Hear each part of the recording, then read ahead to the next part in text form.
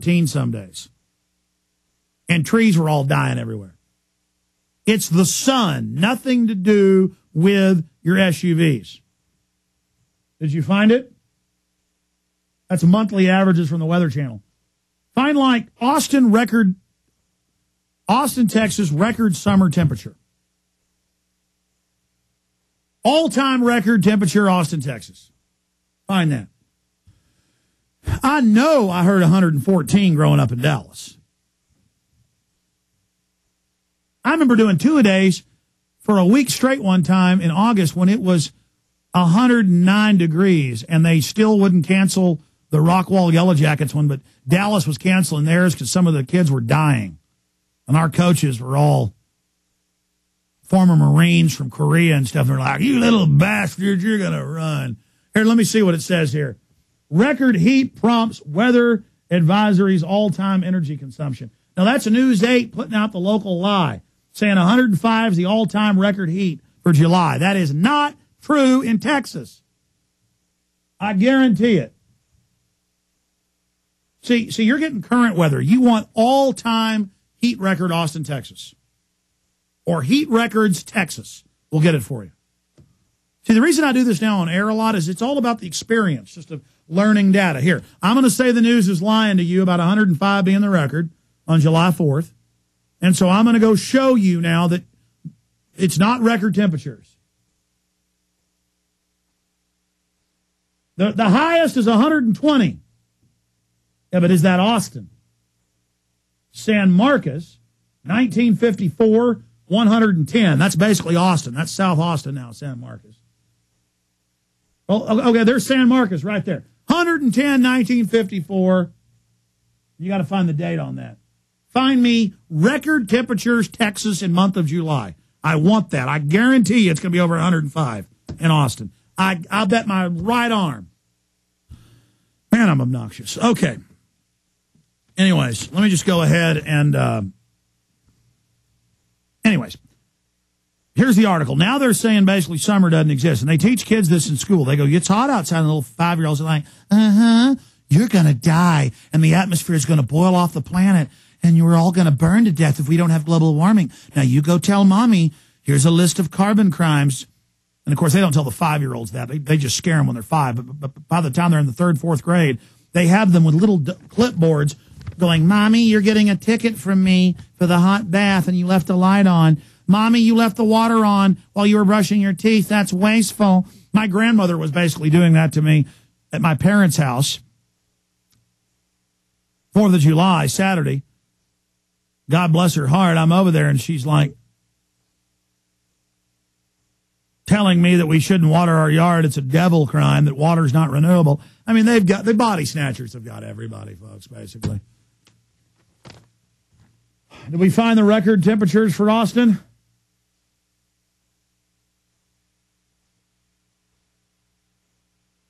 Yeah, well, they're saying a record high temperature of 104 degrees was set in Austin, Camp Mabry today. Airport weather, July 2009.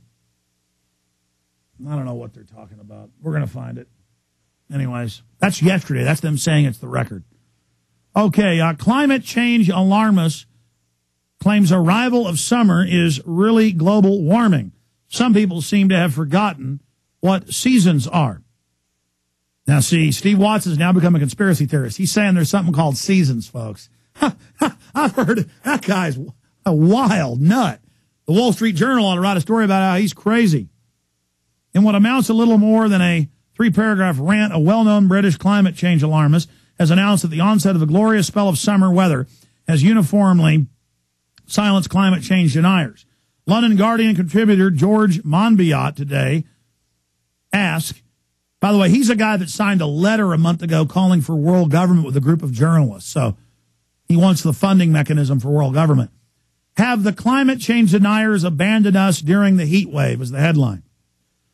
Oh, we abandoned. See, they know everybody's about living in the minute. Everybody's about transitory hype. And so, oh, it's hot. Oh, proven. That's like saying it's hot, so therefore the moon is made of cheese. like having a block of cheese in your hand going, I have cheese, therefore the moon is made of cheese. His central and indeed his only point seems to be that because it is hot at the moment in the southeast of England, this can be used to counter those who question the consensus. Of course, they lied about there being a consensus on climate change. Notice it's not global warming. See, it's climate change. Having seasons is evil. I'm not kidding. You're going to have children now arguing, going, is it true we have climate? Is it true there used to be a winter and a summer? No, those people are with Al-Qaeda. Climate change deniers today bombed a building. Look for that to happen. They're going to definitely do false flags because they want to ban. It's called climate denial. They say that's code now for wanting to kill Jews. I'm not kidding. They say, use the Holocaust on anybody. Oh, it's like Holocaust denial. We have to arrest you. They're proposing arrest. In fact, people won't believe that. It says 107 close to record. That's out of the Austin American Statesman. So June is not as hot as July. And they're saying 107 is close to the record because it was 108 in June before. See, I'm telling you, that is not the all-time hot temperature like they're saying right now. I've seen it 100 degrees in May in this state.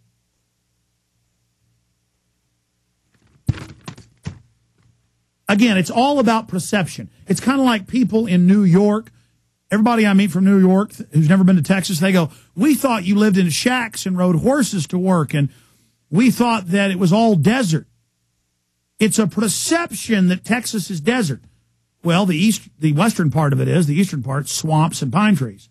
But the point is, the perception is global warming's real, and this new global government's going to fix it, when it has nothing to do with that, and the people pushing it know that. It's a big joke to them. And I know you know that, folks, but we got to get the word out to people.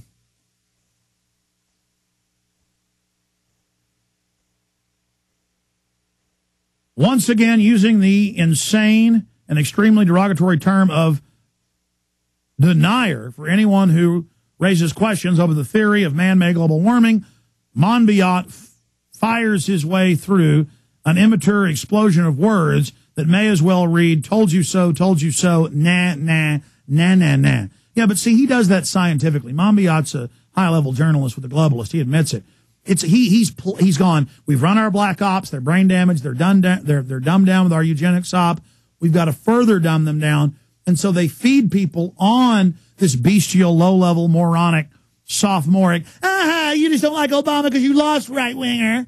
And I'm like, I'm not a Republican or a right-winger. I don't believe in the left-right paradigm. The presidents are controlled by offshore banks. Nice try, Republican. You're just mad you lost. Oh, nice try. It's hot outside. It's global warming. You're like, hey, you faked all the thermostat records. No, we didn't. Shut up. And you're like, but you're being enslaved too. No, I'm part of the system. Because I feel like I'm going along with this psychologically. That makes me in charge. The fact that this is the height of summer and that this is the first time in 3 years that the country has seen any kind of agreeable weather seems to be a secondary point to those like Monbiot who have us believe that we're all going to keel over and die unless we start paying vast amounts of taxes to politicians and carbon trading to businessmen. Okay, I'm going to shut up. Go to your calls. The point here is, then we have this Oxfam International, big globalist eugenics front, and it says millions face climate-related hunger as seasons shift and change. And it says there's floods and earthquakes. It's the climate doing it. There's always floods and earthquakes. And they show somebody in a flood having to carry his belongings as if monsoons in India didn't happen 5,000 years ago. But see, no proof. It's all just emotional appeal to emotion. Oh, the earth is dying. Oh, my gosh. Oh. If we don't move our industry to India where they have no carbon controls, and if we don't increase the carbon, we're all dead. But that's not what they're saying. They're saying move it to India where there's no controls and there'll be less. Even if you believe it's bad. And then the next thing is, oh, we need a global tax.